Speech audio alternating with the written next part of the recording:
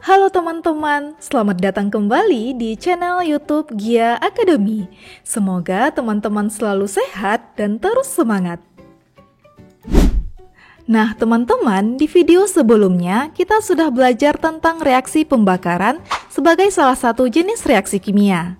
Tahukah teman-teman bagaimana awal mula ditemukannya proses pembakaran ini?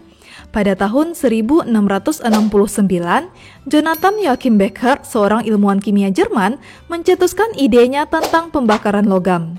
Becher beralasan bahwa bahan yang terbakar harus mengandung komponen yang mudah terbakar, yaitu elemen api. Selama pembakaran, komponen ini dilepaskan ke udara dan ditandai dengan timbulnya nyala api. Selain itu, dinyatakan bahwa terdapat residu berupa abu kayu yang memiliki massa lebih ringan dari bahan aslinya. Demikian pula saat memanaskan logam di udara, akan dihasilkan abu yang lebih ringan dari logam. Hal ini adalah bukti bahwa ada sesuatu yang hilang. Pada pertengahan abad ke-18, yaitu tahun 1703, Georg Genstal, seorang ilmuwan kimia Jerman, mengembangkan teori Becher. Ia mengemukakan istilah phlogiston yang sebelumnya dikenal dengan nama terra pinguis. Dalam bahasa Yunani, phlogiston berarti terbakar. Adapun teori Stahl mencakup ide-ide berikut. Pertama, semua zat yang mudah terbakar mengandung phlogiston. Kedua, semakin banyak phlogiston yang dikandung suatu zat, semakin baik dan lebih sempurna ia terbakar.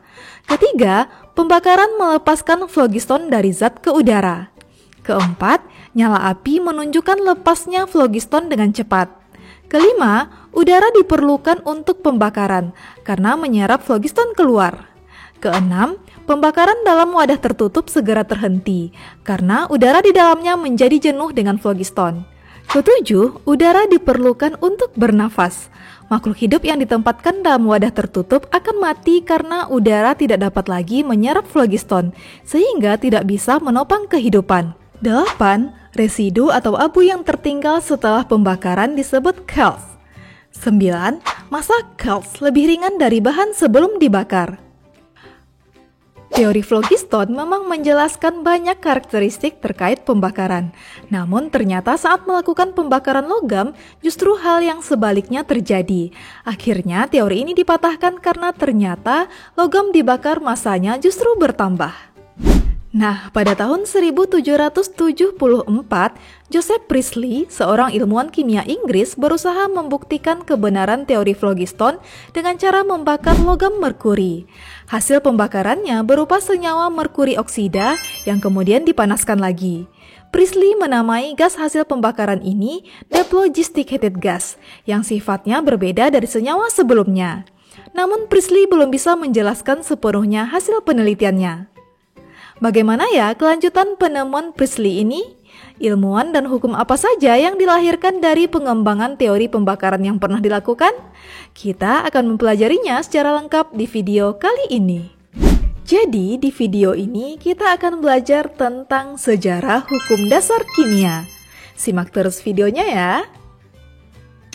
Nah teman-teman, pada tahun 1780-an, Lavoisier yang juga dikenal sebagai bapak kimia modern menyangkal keberadaan phlogiston. Ia melakukan eksperimen dengan cara menggunakan dephlogisticated gas hasil temuan Joseph Priestley. Lavoisier menamai dephlogisticated gas sebagai gas oksigen. Lavoisier menunjukkan bahwa proses pembakaran membutuhkan oksigen, yaitu gas dengan massa tertentu yang dapat diukur dengan menimbang wadah tertutup. Jadi, oksigen terlibat dalam pembakaran. Zat bernama phlogiston dalam proses pembakaran sebenarnya tidak pernah ada, karena terbakarnya sebuah benda terjadi apabila oksigen bertemu dengan bahan yang dibakar. Terkait perhitungan pada eksperimen Lavoisier, ternyata gabungan massa merkuri dan oksigen sama dengan massa merkuri oksida. Berkat temuannya ini, Lavoisier menjadi orang pertama yang mencetuskan prinsip kekekalan massa dalam reaksi kimia. Menurutnya, reaksi kimia dapat menyusun ulang unsur-unsur yang ada dalam zat-zat yang bereaksi, tetapi tidak menghancurkan massa yang terlibat dalam reaksi tersebut. Jadi, massa zat tidak bisa diciptakan maupun dimusnahkan. Hasil akhir reaksi menyatakan bahwa dalam ruang tertutup, maka zat-zat akan memiliki massa yang sama dengan zat-zat penyusunnya. Inilah yang disebut dengan hukum kekekalan massa. Penemuan Lavoisier terhadap hukum kekekalan massa membawa revolusi kimia tentang pentingnya suatu pengukuran. Setelah Lavoisier mengemukakan hukum kekekalan massa, maka ahli-ahli kimia mulai terinspirasi untuk menyelidiki aspek kuantitatif dari reaksi kimia. Selanjutnya, lahirlah hukum kimia berikutnya, yaitu hukum perbandingan tetap. Hukum perbandingan tetap dikemukakan oleh Joseph Proust.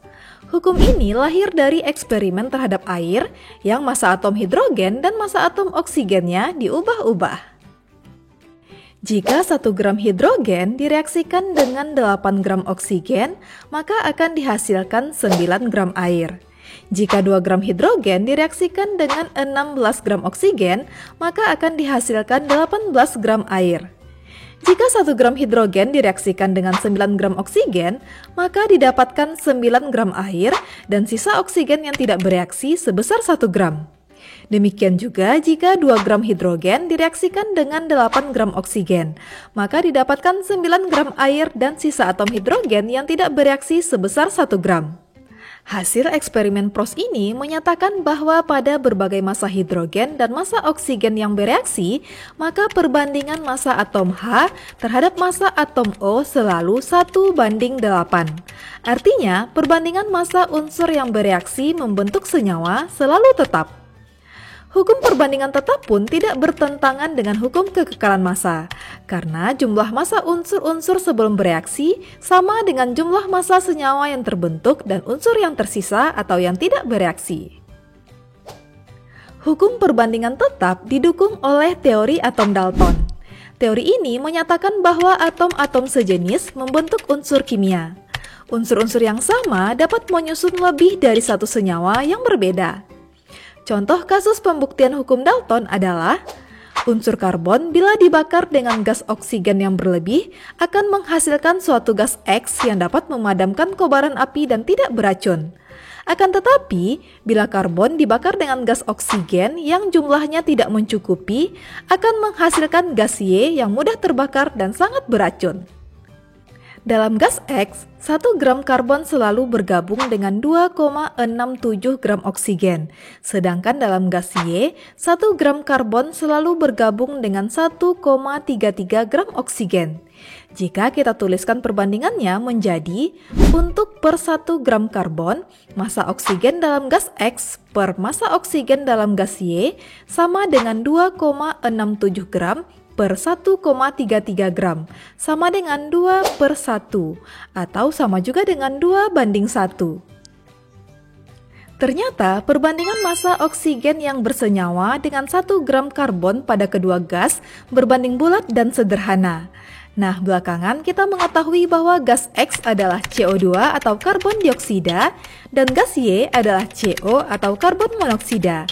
Dan dapat dilihat bahwa perbandingan massa oksigen sesuai dengan indeks pada kedua senyawa tersebut. Fakta inilah yang dikenal dengan hukum perbandingan berganda yang dipopulerkan oleh John Dalton, seorang ahli kimia dan fisika Inggris yang juga dikenal sebagai bapak atom modern. Jadi, hukum perbandingan berganda merupakan pengembangan dari hukum perbandingan tetap. Perkembangan hukum dasar kimia berikutnya dikemukakan oleh seorang ahli kimia dan fisika Prancis, Joseph Louis Gay-Lussac, yang tertarik pada reaksi antara gas hidrogen dan gas oksigen yang membentuk air. Gay-Lussac menemukan bahwa gas hidrogen dan oksigen bereaksi dengan perbandingan volume yang sederhana, yakni 2:1. Hidrogen tambah oksigen menghasilkan air. 2H2 tambah 1O2 menghasilkan 2H2O. Artinya, 2 volume H2 banding 1 volume O2. Gay-Lussac menemukan hal serupa pada sejumlah reaksi antara pasangan gas. Gas hidrogen klorida atau HCl bereaksi dengan gas amonia NH3 dengan perbandingan sederhana 1:1. Hidrogen klorida tambah amonia menghasilkan amonium klorida. 1 HCl tambah 1 NH3 menghasilkan NH4Cl. Artinya 1 volume HCl berbanding 1 volume NH3.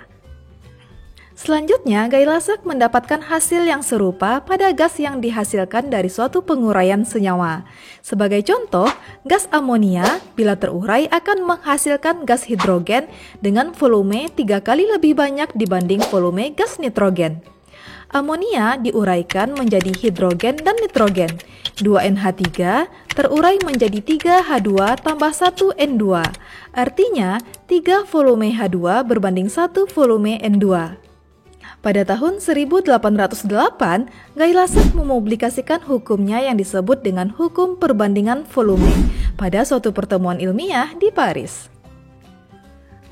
Ternyata, teori yang dikemukakan oleh Guy Lasek bahwa perbandingan volume gas-gas yang bereaksi dalam suatu reaksi kimia adalah perbandingan bilangan bulat dan sederhana tersebut sesuai dengan perbandingan koefisien reaksi gas-gas yang bereaksi atau yang dihasilkan dalam suatu persamaan kimia.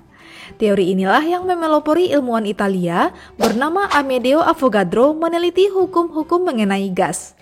Pada tahun 1811, Avogadro mengusulkan hipotesis bahwa bila diukur pada suhu dan tekanan yang sama, gas-gas yang mempunyai volume sama akan mengandung jumlah partikel, baik atom ataupun molekulnya, yang sama pula.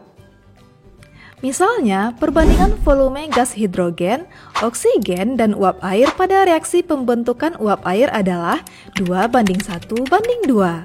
Maka perbandingan jumlah molekul hidrogen, oksigen, dan uap air juga 2:1:2. Perbandingan volume gas dalam suatu reaksi sesuai dengan koefisien reaksi gas-gas tersebut. Hal ini berarti bahwa jika volume salah satu gas diketahui, volume gas yang lain dapat ditentukan dengan cara membandingkan koefisien reaksinya. Nah, teman-teman, kira-kira bagaimana ya bentuk aplikasi hukum dasar kimia dalam kehidupan kita sehari-hari? Berikut ini adalah contoh penerapannya. Pertama, hukum kekekalan massa yang dikemukakan oleh Lavoisier. Bunyinya, massa zat-zat sebelum dan sesudah reaksi adalah tetap. Contohnya, lampu Blitz mengandung magnesium dan oksigen sebelum digunakan, dan magnesium oksida setelah digunakan. Akan tetapi, massanya tidak berubah. Kondisi ini menunjukkan bahwa massa kandungan lampu Blitz sebelum dan sesudah reaksi adalah tetap. Kedua, hukum perbandingan tetap yang dikemukakan oleh Proust. Bunyinya, perbandingan massa unsur-unsur penyusun suatu senyawa selalu tetap. Misalnya, suatu sampel kalium klorida dari Indonesia mempunyai kandungan massa kalium yang sama dengan sampel kalium klorida dari Inggris. Hal ini menunjukkan bahwa perbandingan massa unsur penyusun senyawa selalu tetap dimanapun ia berada. Ketiga, hukum perbandingan berganda oleh John Dalton. Bunyinya, apabila dua unsur dapat membentuk lebih dari satu senyawa dan massa salah satu unsur tersebut tetap, maka perbandingan massa unsur lain dalam senyawa-senyawa tersebut merupakan bilangan bulat dan sederhana. Seperti, arsen dan oksigen membentuk senyawa dengan kandungan massa arsen 65,2%. Dan senyawa lainnya dengan kandungan arsen 75,8%. Hal ini menunjukkan bahwa dua unsur dapat membentuk beberapa senyawa dan memiliki kandungan massa unsur berupa bilangan yang sederhana. Keempat, hukum perbandingan volume oleh Guy Lasek. Bunyinya, pada suhu dan tekanan yang sama, perbandingan volume gas-gas yang bereaksi dan hasil reaksi berbanding sebagai bilangan bulat. Contohnya, pada perusahaan industri, amonia dibuat melalui reaksi antara gas nitrogen dan hidrogen. Reaksi berlangsung pada suhu dan tekanan tinggi dengan menggunakan katalis. Perbandingan volume gas-gas yang bereaksi dan hasil reaksi pada tekanan dan suhu yang sama ternyata 1:3:2. Perbandingan volume gas ini berupa bilangan bulat sesuai dengan hukum perbandingan volume. Kelima, hukum Avogadro. Pada suhu dan tekanan yang sama, volume suatu gas sebanding dengan jumlah molekul gas yang terdapat di dalamnya. Misalnya, ketika ban sepeda kempes, kita akan memompanya agar ban kembali ke keadaan semula. Saat kekurangan udara, bentuk ban kempes akan berubah. Ban kempes akan kembali ke bentuk semula segera setelah diisi dengan jumlah udara yang tepat. Jumlah molekul udara di dalam ban menyebabkan perubahan volume yang sebanding dengan jumlah molekul udara di dalam ban tersebut. Sampai di sini teman-teman bisa memahaminya ya? Nah teman-teman, sekarang kita sudah tahu sejarah penemuan hukum dasar kimia beserta ilmuwan-ilmuwan penggagasnya. Kita akan melanjutkan pembahasan mengenai konsep dan hitungan untuk setiap hukum dasar kimia di video berikutnya ya. Semoga dengan mempelajari video ini semakin meningkatkan rasa ingin tahu kita tentang segala hal yang terjadi di alam dan memperdalam rasa syukur kita. Oke teman-teman, demikianlah pembahasan kita tentang sejarah hukum dasar kimia. Jangan lupa tonton terus video-video terbaru di channel kita ya. Sampai jumpa!